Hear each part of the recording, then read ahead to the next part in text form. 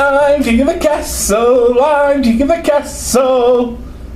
I'm king of the castle. I'm king of the castle. You're here. This is really awkward. Well, now that the creature of the night has the castle of the night, I think it's time to celebrate. So why don't we take a look at the princess of the night, right here in the dark side.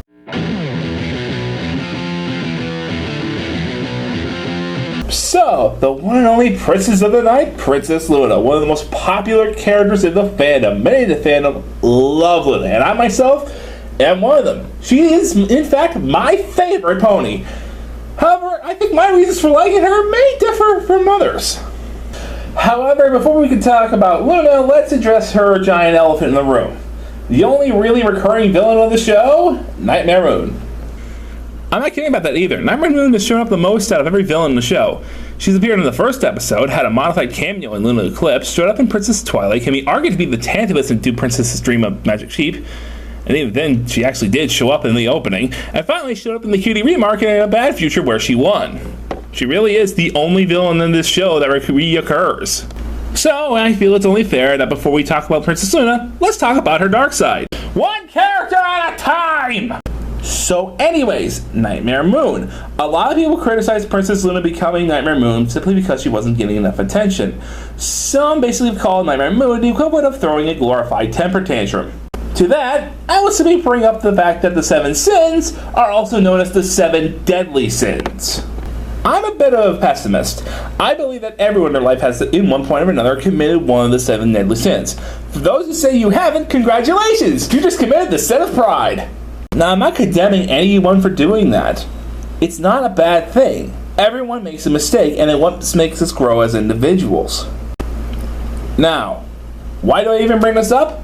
Because when a sin is taken too far, that is when it becomes truly deadly. Luna's envy was allowed to grow and fester. We don't know if Celestia tried to reassure her, or the honestly more likely scenario was simply too busy to help Luna. So it's possible that this envy just grew and grew and grew and grew until one point she just snapped. It doesn't justify her actions, but it does make her more believable in my eyes. I will get into Nightmare Moon more when I do a character retrospective on Nightmare Moon. However, I just wanted to get to the point of her fall and how it translates into Luna's character. Back to Princess Luna. I said before that her redemption was actually kind of really quick. However, unlike Scarlet Letter, many fans don't have a problem with it, including myself, I have to admit. It's a feel-good moment, especially if you can see the look in Celestia's eyes. I can see the subtlety that wasn't spoken. That Celestia was also apologizing for ignoring the problem or doing so little to stop it. So after she debuted, many in the fandom wondered how well she was going to get that to society as she'd be gone for 1,000 years. Too bad we had to wait a whole season to get that.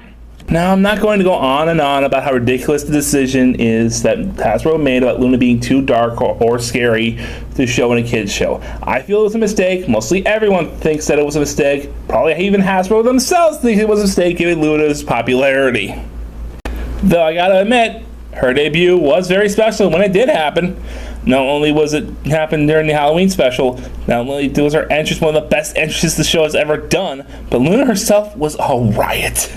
Now, the obvious question of the episode was, why didn't Celestia teach her anything about modern culture when she came back? However, my immediate answer to that is, you try being a ruler of a nation, see how much time you have. As I said before, Luna Eclipse was the episode that made me a brony. How did it do that? Was it because I loved Luna's ham? Was it because I loved the Theastral Guards? Well, nope. It actually was a very simple scene. Luna is staring face to face with a statue of Nightmare Moon, sulking in the shadows, looking down, contemplating if she can ever escape her past. It wasn't in her face going, she's guilty, everyone see how guilty she is. Oh my gosh, she looks so freaking guilty. Oh my god, look how guilty she is. It was short, sweet, and honestly the best part of the episode, making the ending where Pipsqueak tells her that he's her favorite princess all the more heartwarming. It's also why I can't stand the episode Do Princess's Dream of Magic Sheep. I'll get into why down the road, however you need a quick reason. It just felt like a step backwards for Luna's character. Now, if you want to talk about what I think it was a step forward for Luna's character, let's talk about what she did for the Cutie Mark Crusaders. To me, her actions in these episodes is proof of her development as a character. Instead of sitting around stewing in her room complaining about Celeste and getting all the attention, instead she decided to do something productive. I feel like she made a conscious choice to assist others with their nightmares, especially the younger generation, because I think she truly wants what's best for the future. Many have complained, though, that this role essentially made her Celestia light. To that I say, look how Luna and Celestia are handling the positions of power. Celestia handles things indirectly. She believes in the strength of the many. It's the reason, in my opinion, that she doesn't come in and help, because in her mind, she doesn't really need to. Luna believes in the power of one. She knows personally that one pony can create mass chaos, so in her mind, she must also think that one pony can make the world of difference.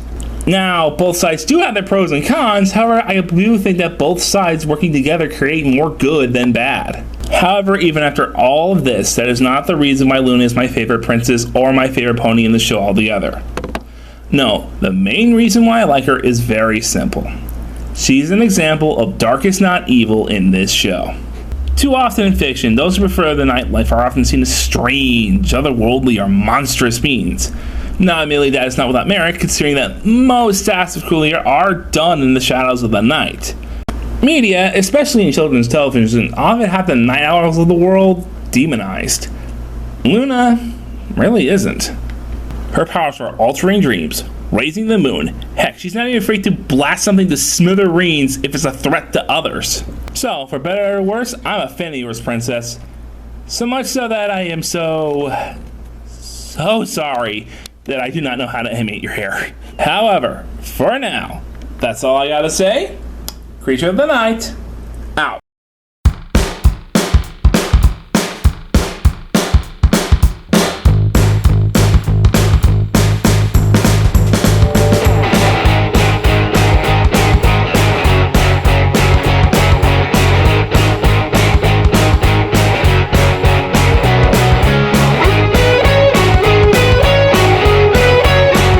Hey guys, next week we're doing something very special on the dark side.